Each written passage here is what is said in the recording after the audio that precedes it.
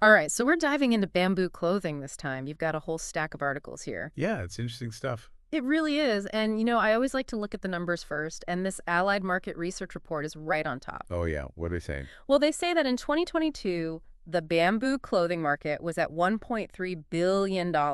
Wow.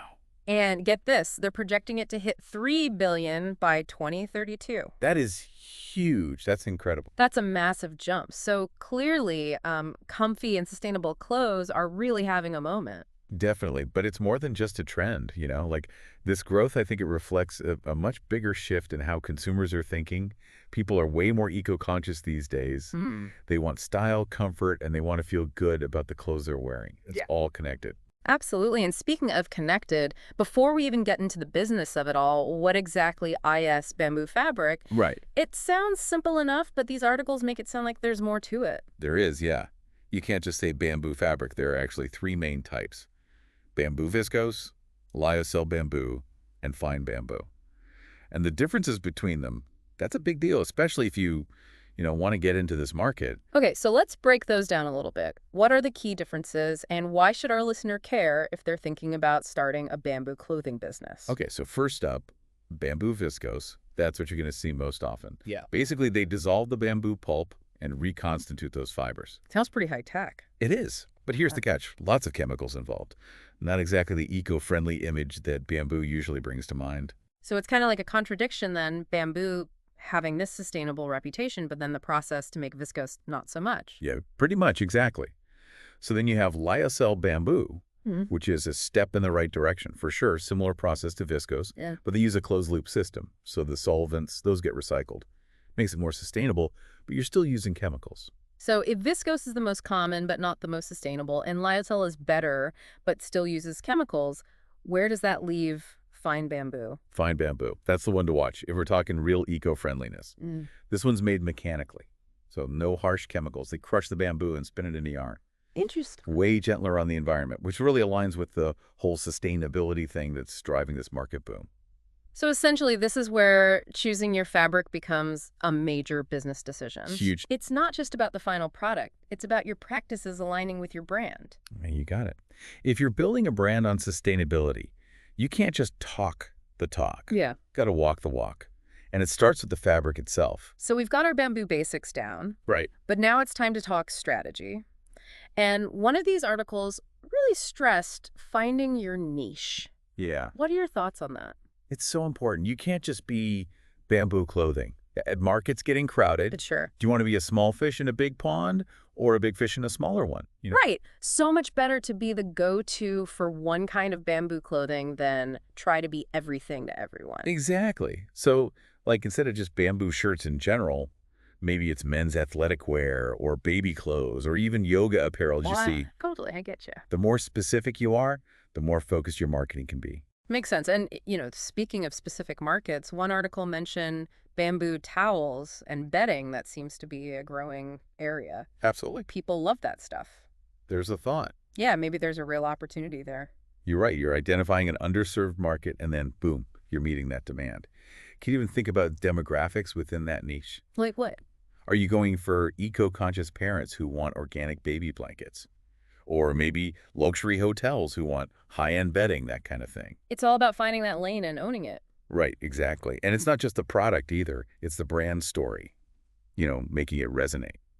Okay, so we've talked about the eco-friendly fabrics themselves, but this article on sustainable practices got me thinking it's bigger than just the bamboo, isn't it? 100%. Sustainability has to be part of your whole business: materials, packaging, everything. Consumers are smart. They can see through the BS. Totally. They want to know your whole supply chain is ethical. So where do you even begin with that? Well, it's a process, right? Start with your fabrics. Look for Okie-Tex certified bamboo fabrics. And for anyone who doesn't know, what does that actually mean for the product, for the consumer? It basically means the fabric's been tested, it's free of harmful substances, and it meets certain environmental standards. Gives the consumer that peace of mind. So win-win then, you're ensuring a quality product, but also promoting these better practices. Exactly. Now, what about things like packaging and waste? What can you do there? So many options. Use biodegradable bags, recycled, cardboard, the usual suspects. But also think about waste throughout production. Maybe you use scrap fabric for smaller items. Partner with a company that can recycle your waste. That's a good idea. Or even do a pre-order system so you're not overproducing. It's all about being creative. Right. I'm also seeing a theme here of transparency, like customers value that so much these days. Oh, absolutely. Be upfront about your practices, even Hmm. the areas where you're still working on things. People respect that. Show your values on your website, social media, packaging. Let them see what you're all about. It builds trust that way. Exactly. Okay, so now for the not so fun part, Hmm. the money. This article broke down the costs of launching a bamboo clothing line, and whoa, it's an investment to say the least. It is, yeah. They said it could be anywhere from $20,000 to $120,000 to start. Yeah, that sounds about right, depending on your plans. Wow, $20,000 to $120,000. That's a pretty big difference. What makes it vary so much? Well, a few things. Your fabric sourcing is huge. Are you okay with any old bamboo fabric? Or do you want something specific, maybe even organic? That'll cost you more. And then there's manufacturing local is pricier, but going overseas has its own issues.